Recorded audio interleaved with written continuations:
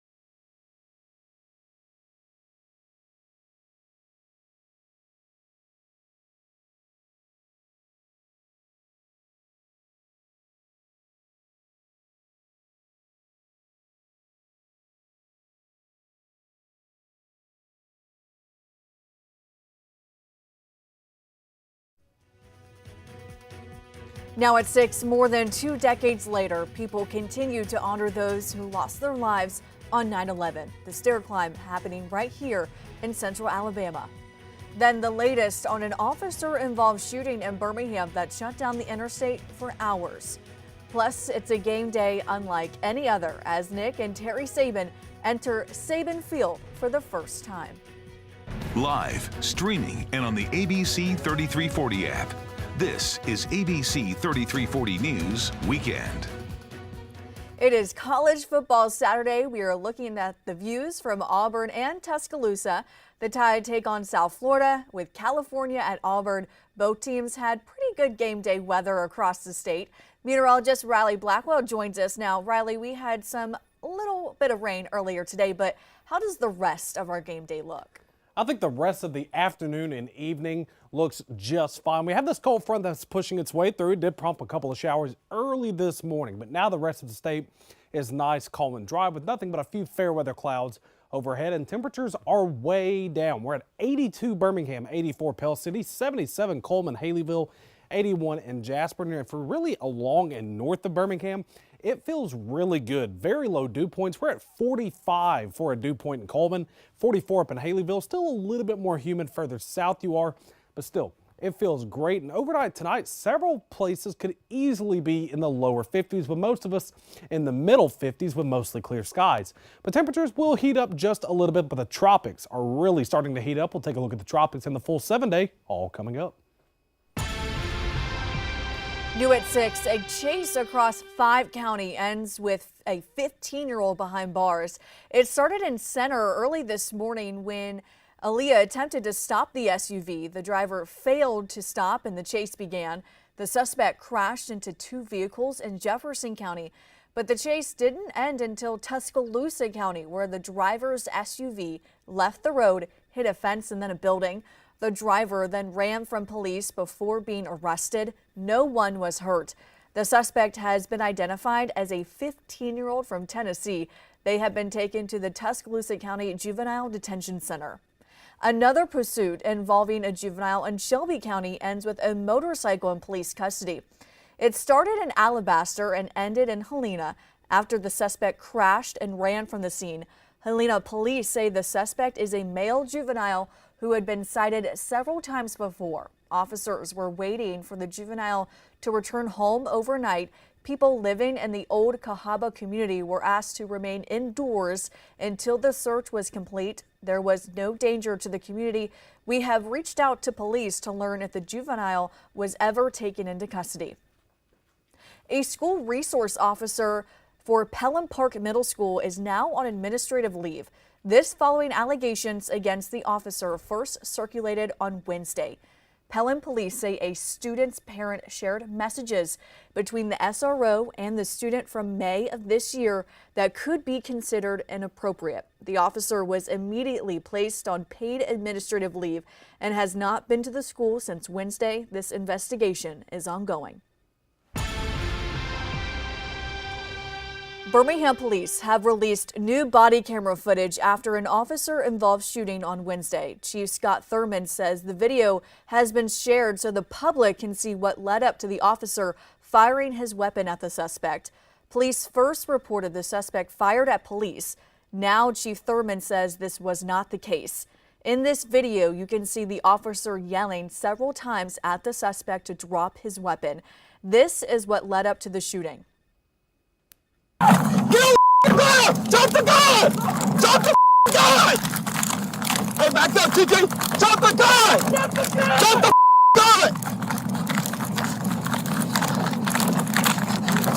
Drop the gun!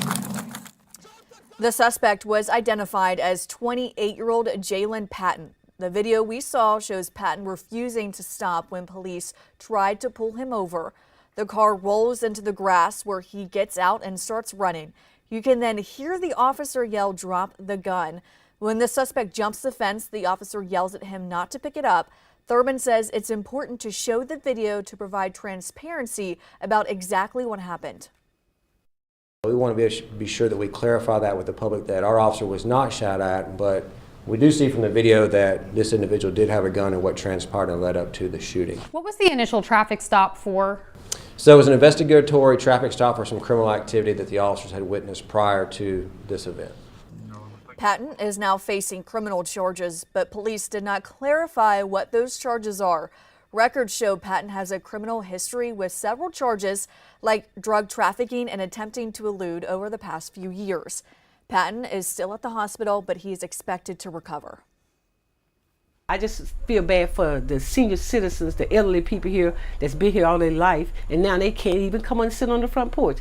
Developing out of Fairfield, several people, including children, were taken to the hospital after an incident early Friday morning. This was the scene on 59th Street at Avenue C. There were 2 damaged vehicles and a number of evidence markers. Sheriff's deputies say details are still limited at this time, and one woman we spoke with says she heard gunshots. You know, I heard the shots. Normally I'd be like, oh my God, I got 2 bedrooms and I might go to the back bedroom. But I just kind of was numb. I'm like, what's going on? It was kind of a lot of shots. We have reached out to the Jefferson County Sheriff's Office this evening to try to learn more details. The Sheriff's Office has not confirmed details about this investigation since it happened Friday morning. This evening, Georgia continues to mourn the loss of 2 teachers and 2 students after a deadly school shooting at Appalachia High School. The University of Georgia held a moment of silence for the victims during their home game against Tennessee Tech today. And overnight, Appalachia High held a tribute and prayers for the lives lost.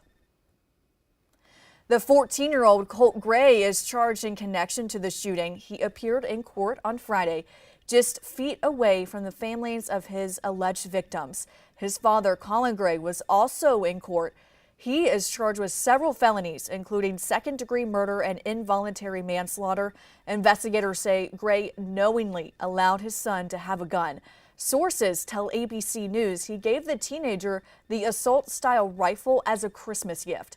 Reaction from the community and victims continues to pour in. When they shot the first bullet, I went straight down to under my desk to cover myself. Then the shooter had shot like around 4 to 6, I think, and then went to the other classroom. After he went to the other classroom, I stand up quickly, then went to go close the door couldn't come back. This is the second case in the U.S. where a parent has been charged with involuntary manslaughter after their child was accused of a deadly school shooting. The mayor of Montgomery signed an ordinance into law on Friday that would require people carrying a concealed firearm to also carry a photo ID. Mayor Stephen Reese says when lawmakers threw out permit requirements, it then hurt officers in their ability to seize illegal guns. The new ordinance says Montgomery police officers can now confiscate a concealed gun if the gun holder does not have a photo ID on them. The ordinance drew immediate criticism from state GOP officials who supported the law back in 2023, granting gun owners the right to carry a concealed gun without a permit. Right now, a man is recovering in UAB's trauma unit after a shooting at a Talladega apartment complex. It happened Friday at the Talladega Downs apartment complex just before 2 a.m.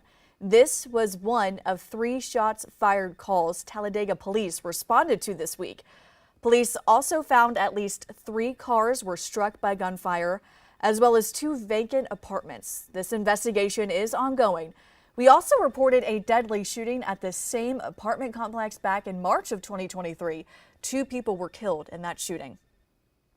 1 person is dead and another person is hurt after a head-on collision in Blount County. It happened on Alabama 160, just 8 miles south of Hayden.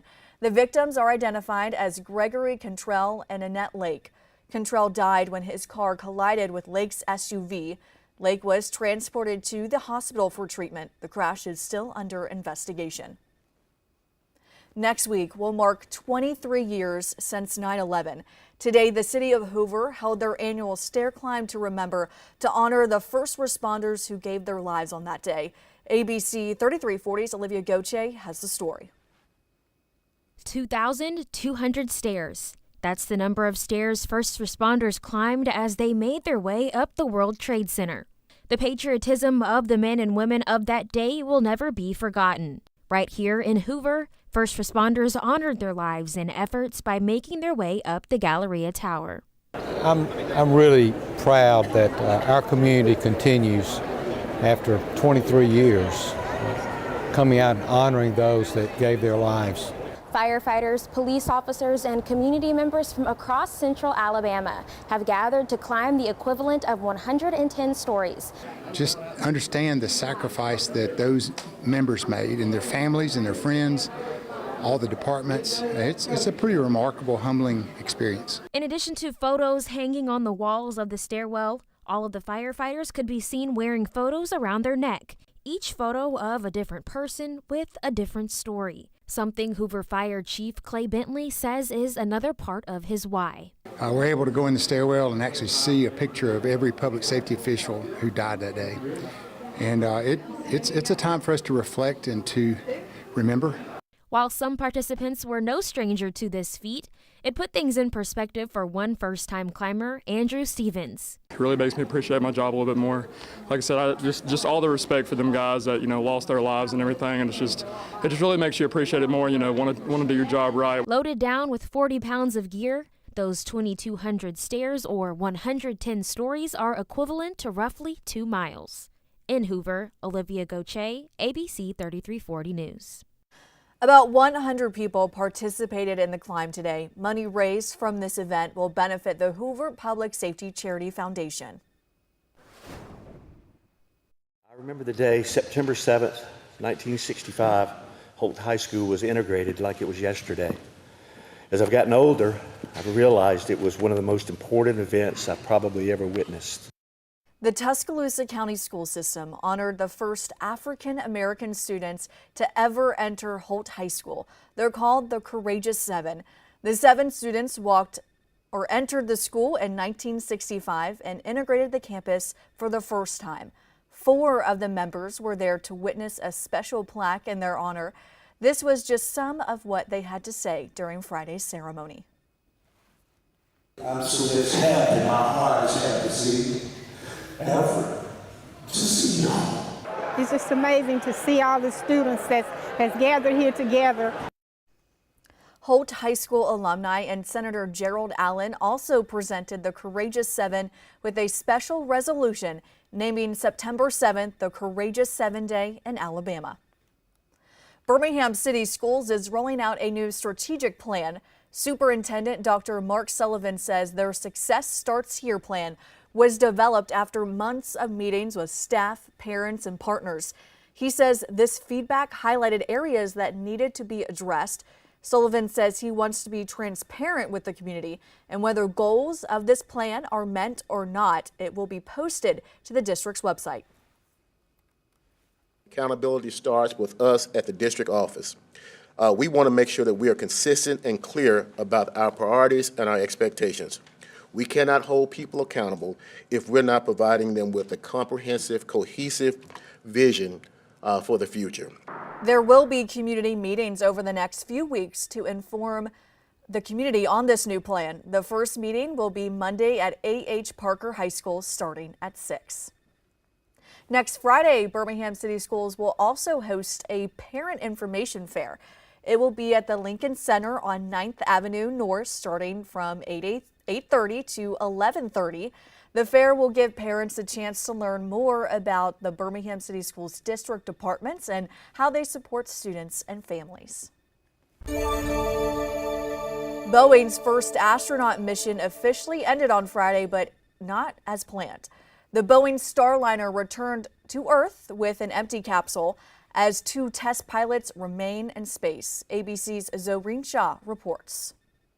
And there's the main parachutes there on your screen. We see 3 out. Boeing's Starliner capsule landing in the New Mexico desert just after midnight, 6 hours after departing the International Space Station. Touchdown. Starliner is back on Earth. But the crew of the troubled spacecraft was not on board. We have your backs, and you've got this. Bring her back to Earth. Good luck. Butch Wilmore and Sonny Williams were scheduled to return to Earth in June, just 8 days after launching. But back on June 6th, as Starliner approached the space station, NASA and Boeing identified helium leaks and issues with the spacecraft's thrusters. After weeks of testing, the decision was made to prioritize safety and return Starliner without its crew. NASA has decided that Butch and Sonny will return with Crew 9 next February. NASA says the Starliner encountered some problems during Friday's re-entry, but landed on target. We'd have had a model that would have predicted what we saw tonight perfectly. Yeah, it looks like an easy decision to go say we could have had a crewed flight, but we didn't have that. Boeing was not at Saturday morning's press conference, but released a statement saying, "We will review the data and determine the next steps for the program." Boeing's already formed teams to look at the changes that need to be made for Starliner 1. Now, the astronauts will hitch a ride with Boeing's competitor, SpaceX. Its crew Dragon spacecraft lifting off in 2 weeks. That capsule scheduled to return in February. Zoreen Shah, ABC News, Los Angeles. Today, the 9th annual Birmingham Recovery Rally was held at UAB's Mini Park. The event provided a number of resources like Narcan, fentanyl test strips, and a mobile health clinic. Organizers say they want to use their lived experiences to help others. We use our lived experience to help others, and what the basic idea is to get somebody to a better life. We want them to have the success that we have. Earlier today, somebody came up and shook my hand and said, "You saved my life." Ooh, and that's what it's about, you know? September is National Recovery Month. And, whoa, excuse me. I think that's you, Megan. We are taking another live look outside. Thanks, Riley. I appreciate it. At Auburn and Tuscaloosa tonight, the Tide and the Tigers take on teams at home today, with Auburn losing in just the last 15 minutes. But it's okay. There's still the rest of the season. Meteorologist Riley Blackwell joins us now. Riley, Auburn is finishing up their game, but the Tide is just getting started. What does it look like out there for fans right now? I think I was just getting a little too excited to talk about this fantastic weather that we're seeing, mainly due to this secondary cold front pushing its way through, more so of a northerly wind. You see some clouds likely hanging overhead down near Auburn, really from Montgomery along I-85 up to Atlanta. But on the western side of the state, a little bit drier feeling, and clouds are few and far between. And that's going to be the story really for the rest of the evening. Clouds likely staying further down to the south, waking up tomorrow morning. A good bit of the northern portion of the state should likely expect a good bit of sunshine. Rain chances, really nothing to speak about for us. Maybe some showers along the Gulf Coast, but those will be like the normal summer showers where that stationary front is currently set up. Some clouds overhead once again for our Monday, but once again rain chances remaining at a minimum. But the good thing this front is going to do it's going to bring very fall-like temperatures. Waking up tomorrow morning, a lot of us are likely going to be in the lower to middle 50s, but we can even see 40s as far south as maybe southern Tennessee, maybe a couple of 40s in the northern portions of the state as well. However, the models are trending a little bit warmer for Monday morning, although 50s are definitely still not out of the question, but still relatively dry air will be in place. So overall, it's going to feel very, very nice. And afternoon highs to start the week are once again going to be a little bit warmer, but we are expecting rain chances by the middle and the end of the week, mainly coming from the tropics. So we still have a party out in the Atlantic right now. One area has a 40% chance of development, but we're keeping a very close eye on this particular one in the Bay of Campeche that has a 70% chance of development over the next 7 days. That's likely going to be our next rainmaker, and the probability of it becoming a tropical depression is very, very high. Likely into early to middle next week, we will have at least a tropical depression with that particular system. One, it's likely going to bring very, very heavy rain for parts of Corpus Christi, Houston, Galveston, as it tries to form and moves further to the north. But for us, we're likely going to remain dry all the way up until about Wednesday and Thursday. But then that center of circulation, that low pressure system starts to move further inland. So widespread rain, particularly heavy rain at times, expected for Thursday and Friday as that eventual low pressure system moves off to our north and east. A couple of showers still can be ruled out by the weekend, but overall our greatest rain chances will likely come on Thursday and Friday. And we can see some very good rainfall amounts, very beneficial rain. Anywhere from about a quarter or about 3/4 of an inch to 2 inches could be possible once that system moves inland. But overnight tonight, it's going to feel very much so like fall, low to middle 50s for most of us, a little bit warmer further down to the south, but they're still likely going to be in the 50s. And over the next several days, we are expecting a good bit of sunshine, at least until we get to Thursday and Friday. Widespread rain, maybe some heavy rain at times will be likely, but very beneficial rainfall is expected. All right, and you can scan the QR code right here on your screen to get access to the ABC 3340 weather app. The app gives you access to live radar, James's weather blog, and the 7-day forecast. Well, we all know if it's Saturday during football season, there's going to be a tailgate. These are photos of fans enjoying the tailgates before Bama kicks off tonight. Then we've got some great video of the Auburn band on the field before today's game. There they go. What does your game day look like? Send us your photos and your videos via Chime In. You can scan the QR code right here on your screen.